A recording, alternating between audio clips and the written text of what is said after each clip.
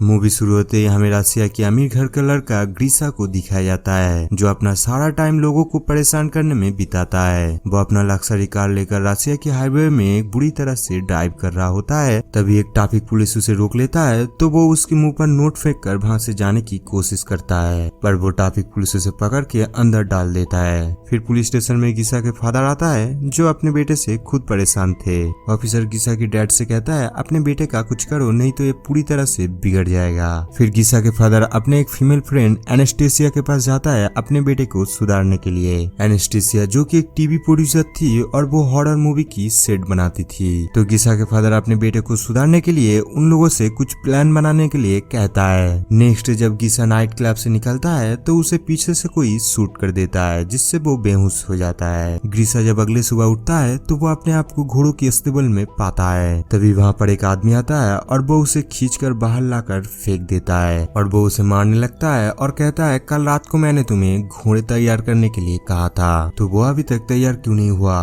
तभी गीसा कहता है कल रात को मैंने तुम्हें जिंदगी में पहली बार देख रहा हूँ। फिर वहाँ पर लैंडलॉर्ड आ जाता है, जो गीसा को चाबुक मारने के लिए कहता है और वो आदमी गीसा को चाबुक मारता है। गीसा को कुछ समझ में नहीं आ रहा होता है कि ये चल क्या रहा है, इसी वजह से वो वहाँ से भागने की कोशिश करता है। गीसा भागता हुआ देखता है वहाँ पूरा 18th सेंचुरी का गाँव का माहौल है और उसे लगता है वो टाइम ट्रेवल करके रसिया की किसी गांव में आ गया है। फिर वो भागते भागते पकड़ा जाता है और वो भागने की जुल्म में उसे फांसी होने वाला होता है। ग्रीसा को फांसी होने ही वाली होती है, तभी वहाँ पर लैंड ओनर की डॉटर अगलाया आ जाती है, जो अपनी फादर से कहती है आज मेरा बर्थडे है, आज किसी की फांसी नहीं होनी चाहिए, जिससे लैंड ओनर मान जाता है और ग्रीसा को छोड़ देता है। ये सब होते हुए आसमान में एक चिड़िया देख रहा होता है और वो गाँव की बाहर बनी हुई एक घर में पहुँचती है, जहाँ हमें पता चलता है ये कोई टाइम ट्रेवल नहीं बल्कि गीसा के फादर ये पूरा सेटअप तैयार करवाया है अपने बेटे को सही रास्ते में लाने के लिए, जिसमें उसका टीवी प्रोड्यूसर फ्रेंड एनेस्थेसिया और उसकी दोस्त मिलकर गांव का ये पूरा सेटअप तैयार किया है, ताकि गीसा को ये फील हो कि वो 18th सेंचुरी की विलेज में है। यहाँ पे काम करने वाले सभी लोग एक्टर्स हैं और गांव की हर जगह हिडन कैमरा लगाई गई है और माइक्रोफोन के जरिए सबको इंस्ट्रक्शन दिया जाता है किसको क्या करना है। और कुछ भी गलती होने की वजह से वहाँ पर एक स्नाइपर तैनात किया गया, जो शूट करके गीसा को किसी भी वक्त बेहोश कर सकता है। इधर गीसा की हालत बहुत बुरा था, उसे जमीन पर नींद नहीं आता था, सुबह सुबह उठना था और गंदी खाना खाना था और रूल्स ब्रेक करने की वजह से उसे चाबुक से मार भी खाना पड़ता था।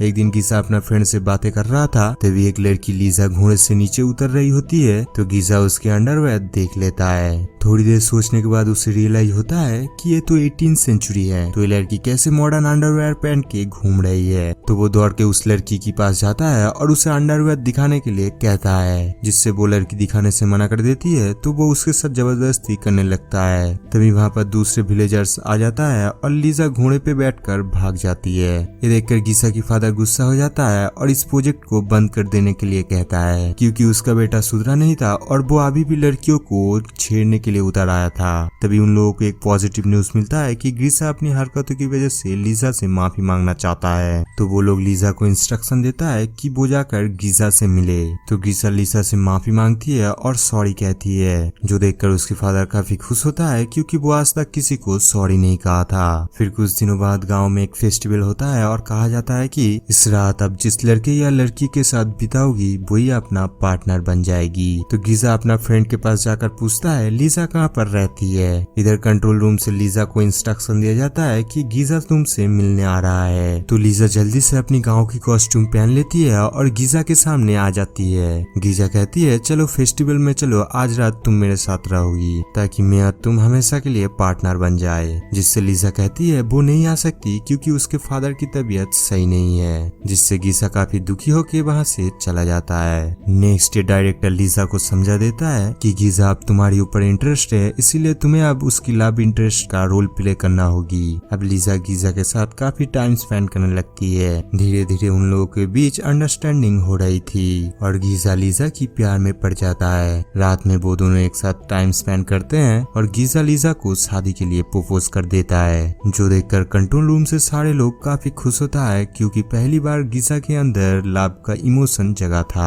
फिर डायरेक्टर डिसाइड करता है अब इस गांव में मंगोल्स का अटैक होगा। अब गांव में बहुत सारा मंगोल्स आते हैं और गांव वालों उन्हें फूड ऑफर करते हैं, पर मंगोल्स यहाँ से कुछ गर्ल्स को भी ले जाना चाहते हैं। अब वो लोग भीड़ में से लीजा को चॉइस करते हैं। तभी गीसा की फ्रेंड गीसा से कहता है क्या तुम तुम्हारा लव को नहीं बचाओगे? तो गीसा डर जाता है और वहाँ से चला जाता है। ये देखकर सब डिसअपॉइंटेड हो जाते हैं क्योंकि सबको लगा था वो लीजा से काफी ज्यादा प्यार करते थे। थोड़ी देर बाद गीसा घोड़े लेकर वापस आता है और मंगोल्स के साथ फाइट करके लीजा को बचा कर ले जाता है, जिससे सारे लोग काफी खुश होते हैं। अब इधर लीजा और गीसा घोड़े पे चलते चलते जंगल की एरिया से बाहर चले जाते हैं। तभी गीसा को एक मॉडर्न पेट्रोल पंप दिखता है, जिससे वो काफी कंफ्यूज हो जाता है। तभी वो स्नाइपर गीसा को शूट करके बेहोश कर देता है। अगले दिन वो हॉस्पिटल में उठता है तो उसके डैड उसे बताता है कि वो कार एक्सीडेंट की वजह से 3 महीने से कोमा में था।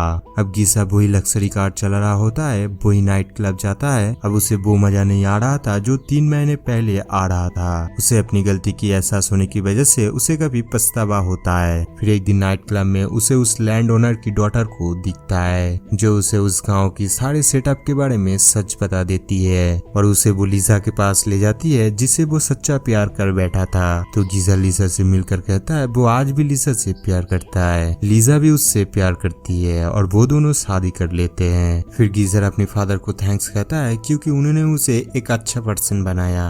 और इस मूवी का ही द एंड हो जाता है। Thank you for watching guys. और गाइस इस तरह की और भी मूवी एक्सप्लेनेशन वीडियो देखने के लिए आपके प्यारा चैनल फैक्ट फिल्म इन्फॉर्मेशन को सब्सक्राइब कर लेना और पास में रहे घंटी को किसी भी तरह दबा देना। उसके बाद देखना क्या कुछ एक्सप्लेनेशन होते हैं।